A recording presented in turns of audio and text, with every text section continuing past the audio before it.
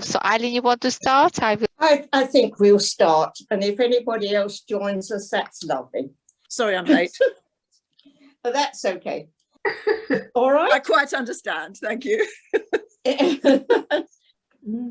Oh, I haven't got my book. So, where is it? I think there's a folder up there. Right. So, shall we pray? We come to God in our need and bringing with us the needs of the world. We come as we are because it is God who invites us to come. We bring to God someone who is hurting today and needs our prayers. And I have two members of our Mothers Union branch at the Cathedral, Mary Bradford, and our treasurer, Pamela Sharp. And Carol, would you like to add yours? Yes, I would like to include Carol Lloyd, who is the last of our new members, that last one to join us, and her husband, who has had 2 major strokes. Is he in hospital? It's him that's in hospital, Yeah. Yeah. And perhaps we can pray for all who are in our hospitals at this time.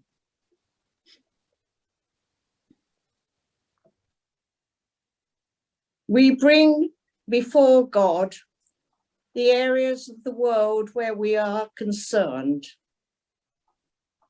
I'd like to bring India. Anybody like to bring any other area particularly of concern? I think the Philippines, it's very bad. Oh, great God, grant us your light, grant us your grace, grant us your joy. Amen. Amen. We only have the normal half an hour, so I'd like to ask our guest speaker to come and talk to us. It's great to have you, Sandra. We are very grateful. I've pronounced it wrongly, I always do. Doesn't matter, no problem at all. So thank you very much, everybody. It's a pleasure to be here. And I did originally do one of these talks with the ladies only, which Mary Farron set up for me. And everyone enjoyed it so much that in the end, we decided to open it up to the mixed session as well. So basically, I'm here for a number of reasons. I was actually born and brought up in England, but I'm going to talk to you about how I managed to integrate into British society and the steps in my life, how I ended up actually becoming the first Deputy Lord Lieutenant in Essex of a different ethnicity and of a different faith as well. So, and I did that by integrating into British society. So sorry, PowerPoint here, which I'm going to put on. Okay, so I'll be talking to you about my life journey and how this was achieved, but still keeping my identity and roots. And everything I say at the beginning of the PowerPoint will actually have great significance later on in my life. The first part of my life was actually me building myself academically. And then later on, in a way, God built on my talents. And the second part actually becomes a little bit more religious then, which is really interesting. But you'll know what I'm talking about as we go along. Okay, so first of all, my dad, he came to this country in 1962 as a student, and he did his master's degree in Bradford University.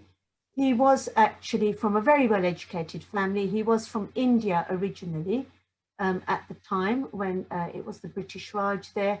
And both my granddads actually had degrees as well in the days of the British Empire in India. And he was actually a very big influence for me because he did lots of good things.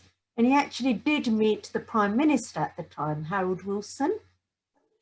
And that photo actually was up in my hallway at home for a long, long time. And I used to often look at it and say, one day I would like to be like him. I would like to meet someone famous like him, like the Prime Minister. And then he actually did work in ICI laboratory in 1971. He started working as a scientist. At the time he came over to Britain, it was very, very racist.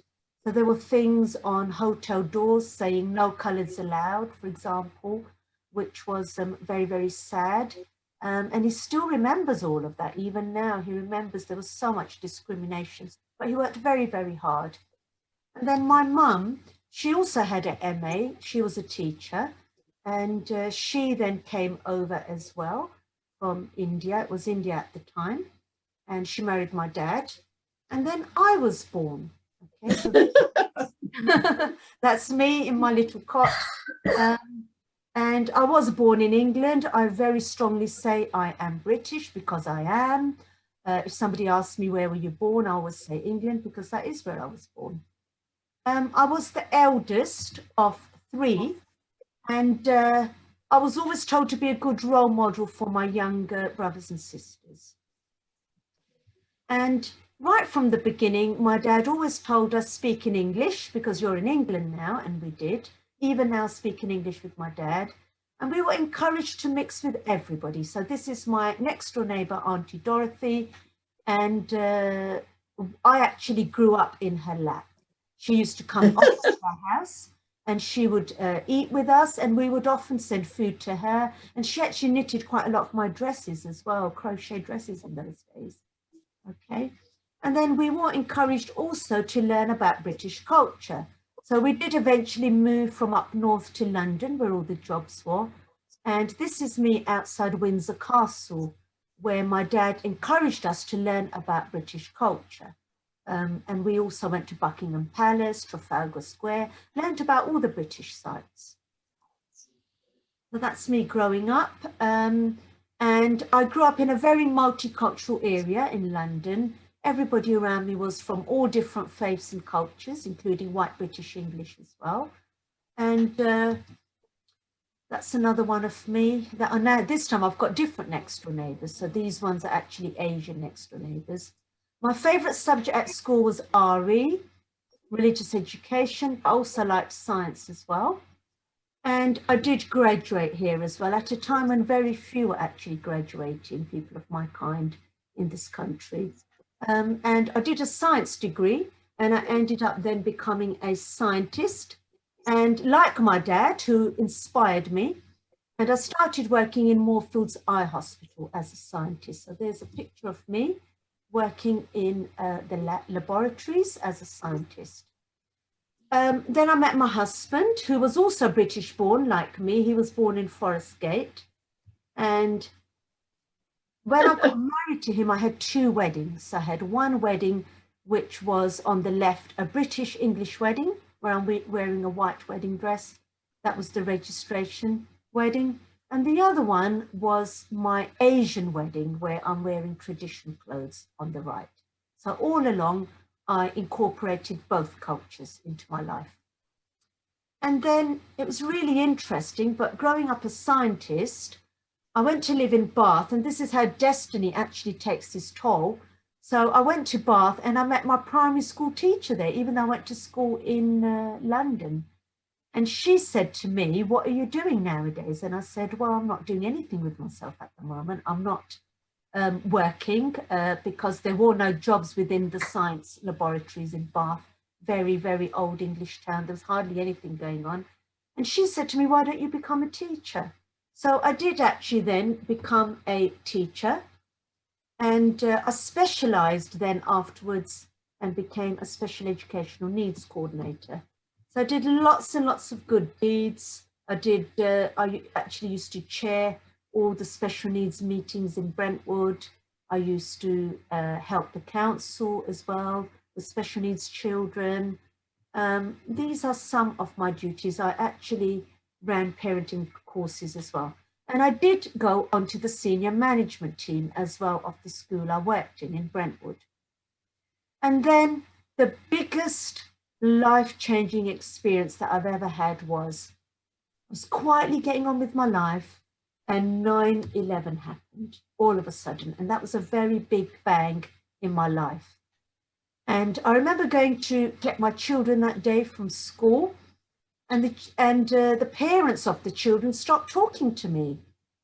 And I didn't know why, because I didn't understand how 9/11 would affect me when it was somebody else who did all of that. And then somebody actually said to me, isn't it your religion where you walk 10 foot behind your husband? So they were beginning to listen to all the things in the media. And that really worried me, because I thought, actually, that doesn't happen in my culture, doesn't happen in my family. If anything, I walk in front of my husband and he's behind me. So I didn't really understand what was going on. But people were asking me difficult questions. Obviously, I was the only Muslim around. So they were asking me difficult questions to which I couldn't answer, because I grew up in London, but I didn't really understand my faith because I was parrot fashion, just following what everybody else was. But then coming to Brentwood eventually made me then realize my roots. Okay. So I thought it's really time for me to go out and start doing good works to show people that Muslims are not bad. Okay. So I started off by feeding the homeless and joining the Interfaith Forum in Chelmsford. Now, some of you may know Ivor Moody, who is the Vice Dean of Chelmsford Cathedral, and he is the one actually who was a big influence for me. I joined the Interfaith Forum, and the first talk I did was Are Muslim Women Oppressed? And then slowly, I got to meet the mayor and mayoress. So this is the mayor and mayoress at the time in Chelmsford. And I started incorporating children. So this is actually the Quaker house, where I took some children to sing a song about God and creation. As you can see in the picture, there's the sun and there's the moon and the stars, everything which God made. And on another occasion, we performed another song called Pizza in His Pocket, which was all about helping the poor and hungry. And that was also the Friends Quaker House, One World Week. And I started educating people. So this is actually a stall I had on lots and lots of books, which talked about what a wonderful religion Islam is. And the mayor came to that. This is another mayor in 2010 who came, and she was really interested actually in what I had to say. And she actually compared what I was doing to Towie, The Only Way is Essex, how that tarnishes Essex girls with a bad name, even though they may not be like that. And she said that's how Islam is. I was the only teacher who was Muslim at the time, and I was invited to go onto the curriculums committee of schools, where I helped in writing the curriculum for Islam. At that stage, Islam was not on the curriculum. So all the other religions were being taught, but not Islam, and hence there were all these problems on the way people then viewed Islam. That then took me to lots and lots of different schools, where schools invited me to do assemblies and classroom lessons. And I also arranged a visit to East London Mosque, which was through the Interfaith Forum. So a coach load went there, and Essex County Council actually funded that. I was doing all these little things to try and dispel the myths. I also then did really good deeds not linked with religion. So these are 4 different homeless events where I managed to feed the homeless in a church. And I was never afraid to go into a church, being British born. And the churches welcomed me, like you all have, with open arms. And I did a couple of homeless feeding events in those churches. And here is a talk I did on Islamophobia. One was done in East London, St Anthony's Church, and the other one was in Ilwiki. And Ivor Moody actually incorporated me really nicely into the cathedral, where I also took children, and we sung a lovely song on how important it is to feed the hungry. And the children, they dressed up in lots of costumes from all around the world. And I also incorporated our culture as well, cultural costumes, so people could understand our culture, even though I was born in Britain. I then also opened up a women's group, which was for vulnerable ladies from all walks of life, including white British English. And that women's group is still going today. It was very, very successful. And we did craft activities in there, knitting, crochet, cooking lessons, and exercise, talent shows, all kinds of really wonderful things, which all the ladies then were included in that. We also had Christmas parties, and we also had other parties as well to do with other faiths. So everybody learned a little bit from each other. Some of the ladies who couldn't speak English learned English from the English ladies. So it was a really good mix. That's still going on now, even though we have been doing them on Zoom. I've done many talks in the cathedral to do with mental health. Being a teacher of special needs, I was invited to an Essex Mind and Spirit conference where I gave 2 talks on mental health. And I started meeting famous people. So we've got an MP on the left from Romford. Because I live in Brentwood, I'm in between Essex and Havering. And on the right is the Deputy Lieutenant of Havering. And I did many, many talks. We did open days in the mosque where everybody from different faiths were invited to come in. And the best way to incorporate everybody is giving them food. That is the best way that you can encourage people to mix with everybody else, is through food, because that's what everybody really likes, isn't it? School visits then started in the mosques as well. So this is actually a school visit from Wickham Primary School in Havering. And I also joined the Interfaith Forum in Havering as well. Now, it's very, very difficult to get into the newspapers, but I managed to get in when you include white British people into your events. That's the only way to get into the papers. And another really good initiative, which a lot of you will remember, is the cricket matches between Chelmsford yes. and Chelmsford Mosque, and completely not related to religion.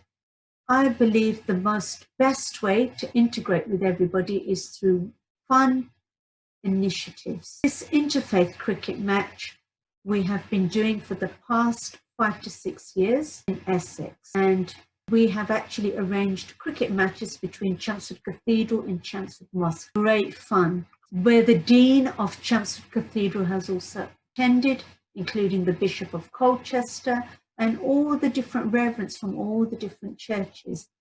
Great unity here, and it's actually the Reverend from Willingale who actually arranged this match for us, and the church supported us by providing scones. And the meal afterwards was always a mixture of both. The white British community bringing scones and English teas and sandwiches, which the Asian community love, and the Asian community bringing the curries and the biryanis, which the English community love. This is the way to fuse everybody through fun initiatives.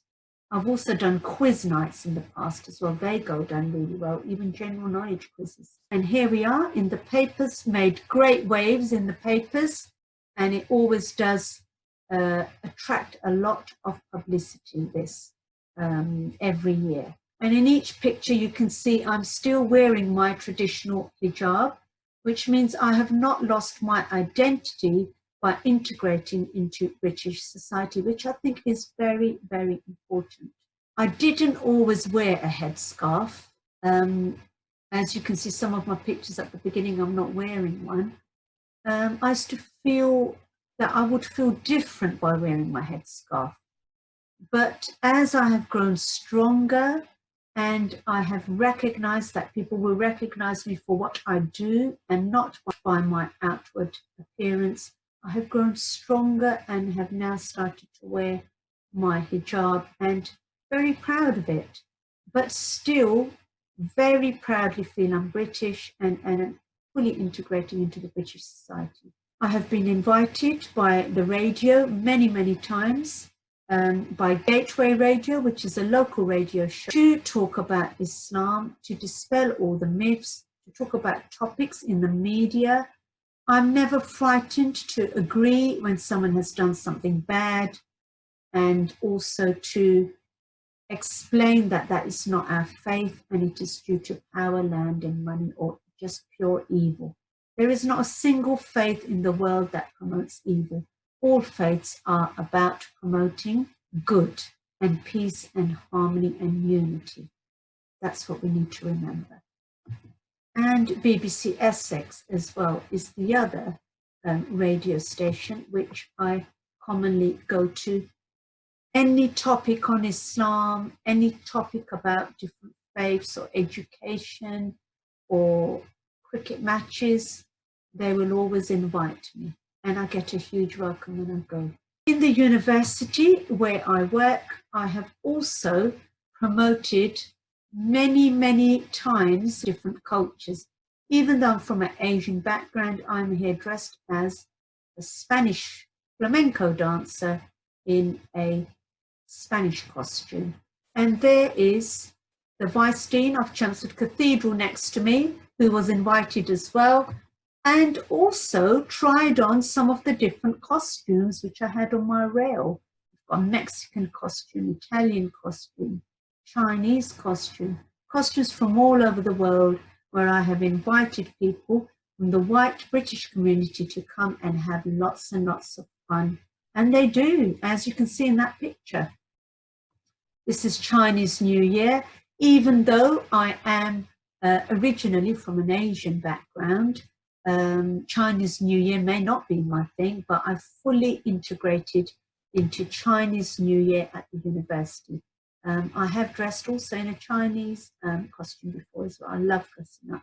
This is an interfaith quiz night in Interfaith Week. I led everybody and did an interfaith quiz night at the university. This is also an ongoing event which has been happening every single year.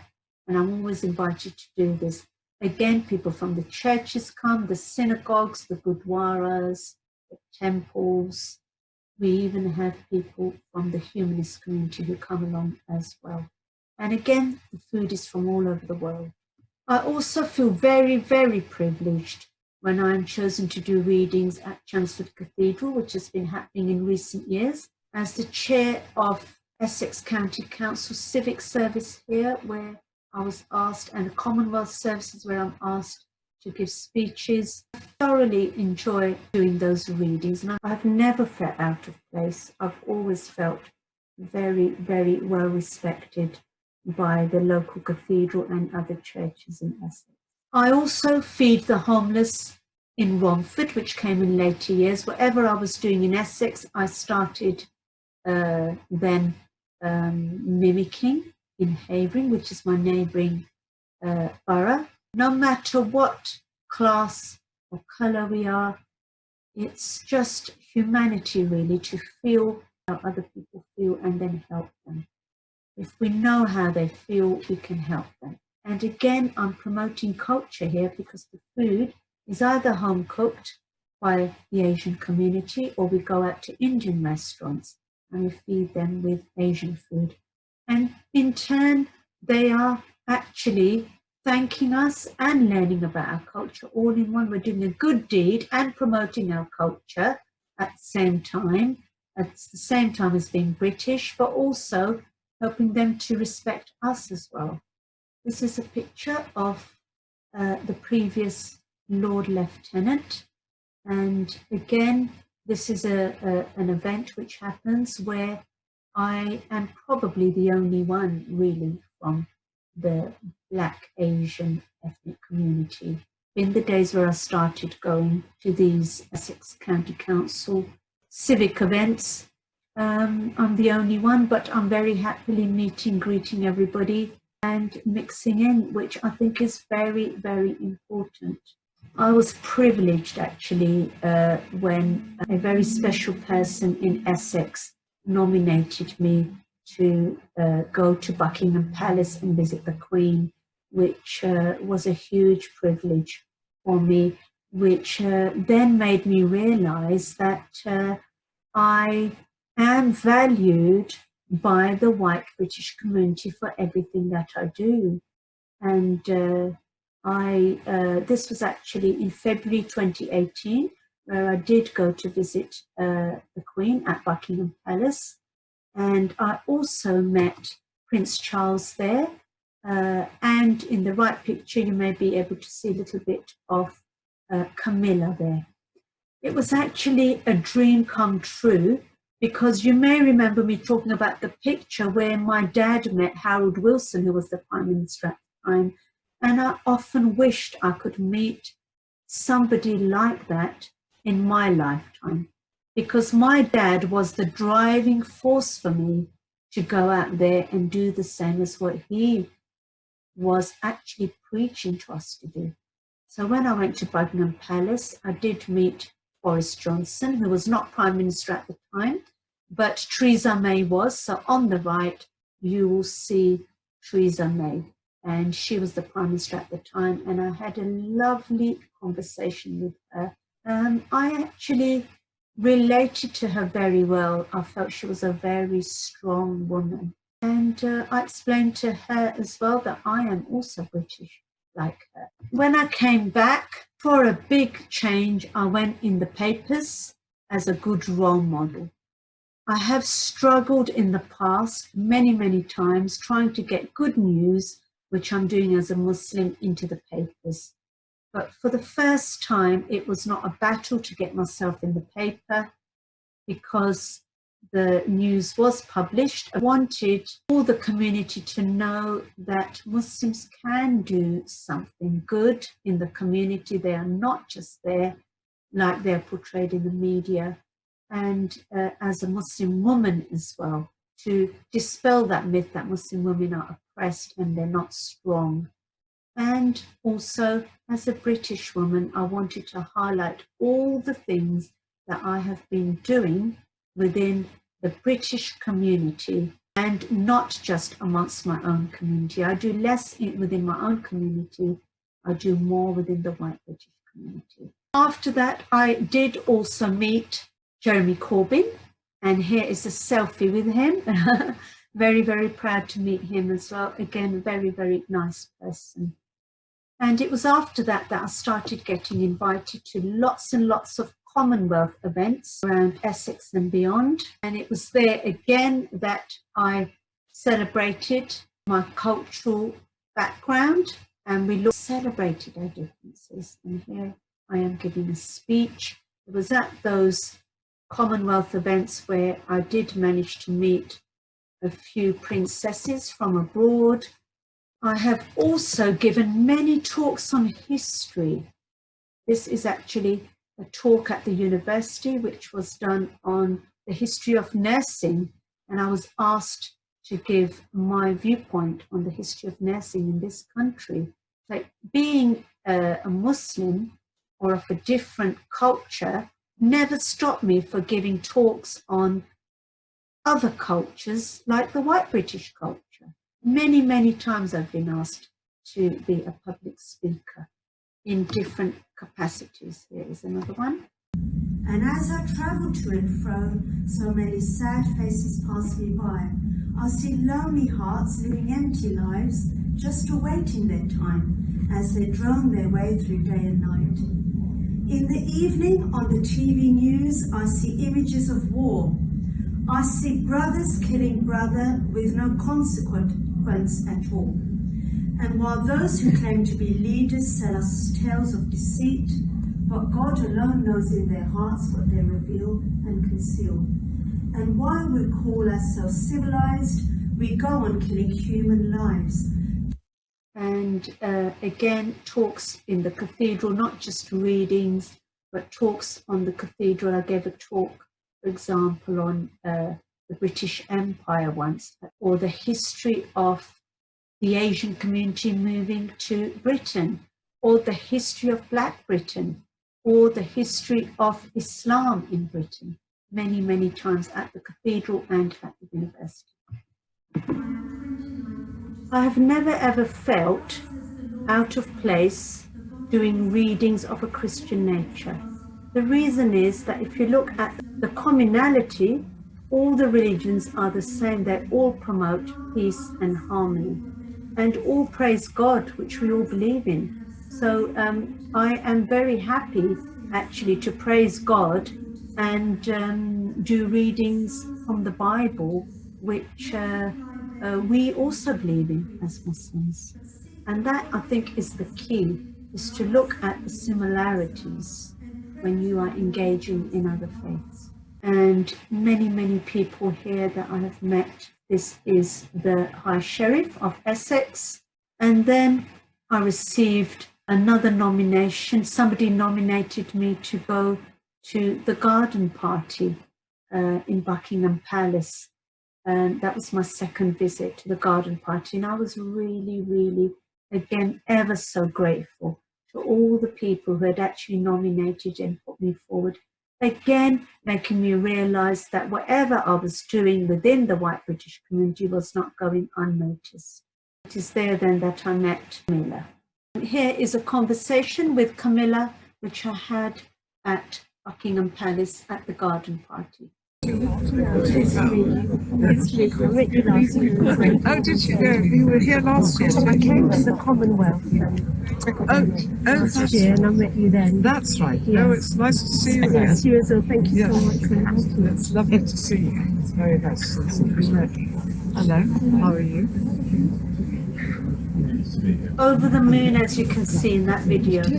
It then went in the newspapers again about some more of the achievements that I had been doing.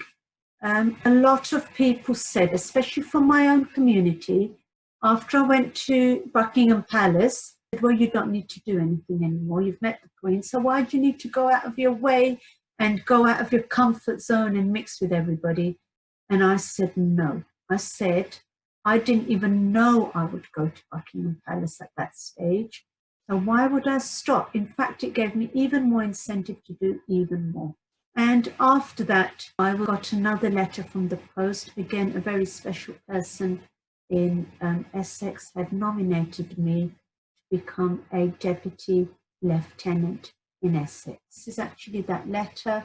It said on the letter that you have been appointed in part as a recognition of public service, particularly in Essex, which I am sure you will continue, and also your probity, knowledge and expertise, which will be invaluable from time to time in the work of the lieutenancy. I was shocked when I got the news of this, but again, I was very pleased that I was being recognised by the community. This is my letter, which I then sent back to accept my appointment as a deputy lieutenant for the county of Essex. I was not allowed to tell anybody, it was strictly confidential until it was published in the London Gazette on 19th July 2019. So that actually brings me to the end, really, which is where I started off. I do believe it is important to bring faiths together in the cause of strengthening interfaith relations and cooperation and further cementing strong friendships and alliances between our communities. People can come together and overcome differences and celebrate their similarities and shared values through common fun initiatives where division can be diminished and unity and peace can be promoted. One of the other hurdles we came across was the challenges of COVID this year. So this year we have realized even more than ever that no matter what class, color, or creed we are, we all face the same dilemma together as one nation. We need to continue to promote interfaith dialogue and integrate into British society, living in a multicultural country. I believe it is important to intermingle and learn about each other's faith and culture. Questions? What is your next thing to aim for? What would you like to aim for next? You know what? I don't think I can get higher than where I've gone, to be honest. There was a lot of obstacles in the way. And I think being representing the Queen in Essex is a very big thing, isn't it? Yes. Especially if the Queen is Church of England, you know, and being of a different faith and a different culture, it was a very big thing. And I've got this role until I am 75 years old. Okay. Like mayors, they change every year, don't they? But a deputy Lord Lieutenant continues every year until the age of 75. So it's a big privilege. I know that I will not be losing this title now. So I can't really think of any higher, to be honest, than this. No, I was just thinking you've been so busy and so involved and so motivated in all that you have done and an inspiration. I just thought, what next? Yes. Well, let's see. God has a plan. And I tell you what the plan was with me was I started off as a scientist. God made me a teacher purely by chance. And that was because of what was to come. So then I became really good at public speaking, and I had the confidence only because I was a teacher. I don't think I would have been able to otherwise. And my PowerPoints and the presentations that I did in churches and things was all because I was a teacher. So I think God had his plan, and I honestly believe that I was made a teacher for a reason, so that I could do this kind of work. And that's because God had his plan, you know. And this, what happened with the Queen, I think was my reward on earth, wasn't it, really? We do believe, you know, we will be rewarded by going to heaven for doing good deeds. It's up to God to judge us, of course. But on this earth, that was my reward as well, wasn't it? Yes. Because you're people of faith, so you'll understand a little bit on what I'm saying as well. Yes. Any more questions, please? Can I ask another? Can I ask one more? Of course you can. Yes. I would like to know, do you find that the racist situation is any more comfortable for you now than it was when you started work?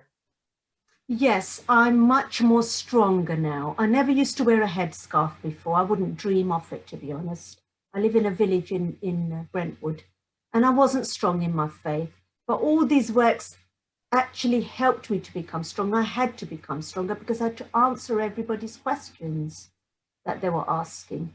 And then slowly, I needed to be a good role model. So I can't talk about in Islam, you have to wear a headscarf if I'm not wearing one myself, if that makes sense. So slowly, I became more and more stronger. And then eventually I ended up wearing one as well. And it was a struggle. At one stage, I was wearing one just to Islamic places and then taking it off when I go to English places. And then slowly, I thought, you know what, I'm just going to be myself. And then I was really comfortable in being myself. And now the ladies love me wherever I go. I get so much love from everybody. I've never thought twice about it again, you know. I think it's the inner personality that needs to shine out, and it doesn't matter what you look like. And it's the inner personality really that everybody needs to recognize, you know, as church people. It's the inner thing, isn't it, that makes you the person you are. As you get older, we all lose our looks, don't we? And we get older and wrinklier and white-haired, because I've got them as well under here. And it's what's inside that matters, isn't it? Not how we look like on the outside. It's our soul that matters. Are our souls good? Well, thank you very much. That's been the most enlightening talk. Thank you very much indeed. And very wonderful to hear your history and how one thing has led to another, and has actually led to all the work you're doing for multi-faith, really. So it's been absolutely great to hear you, and we'd love you to come again. Oh, that's really nice. Yes, that would be good. I would love to. Perhaps in the flesh next time, you know. That would be nice, wouldn't it? I think we've all had enough of Zoom, haven't we? Yes, but we do meet in the evening, and as you can tell, we are a fairly small group in the evening, although there are one or two people who don't do Zoom, which is rather a shame because it's been wonderful. We wouldn't have been able to have you because of the restrictions, except for this marvelous thing called Zoom, whereby we can have this really, really interesting talk. So thank you very much. Thank you. most inspiring too. So thank you very much, Sidra. Thank you very much. You've all been absolutely wonderful, lovely ladies, all smiling away you all were, which is really nice. Yes, and by your team at the cricket match. And you and I standing side by side, stirring things and handing things out. Yes. That's not last year either, was it? It was a few No, we years didn't ago. have one last year, but Yes. the year before Chelmsford Cathedral did win, and I was actually very happy that they won. And Chelmsford cut a cake as well, which was really nice. So, yes. I remember the very first year, I think we had a few boys in our team.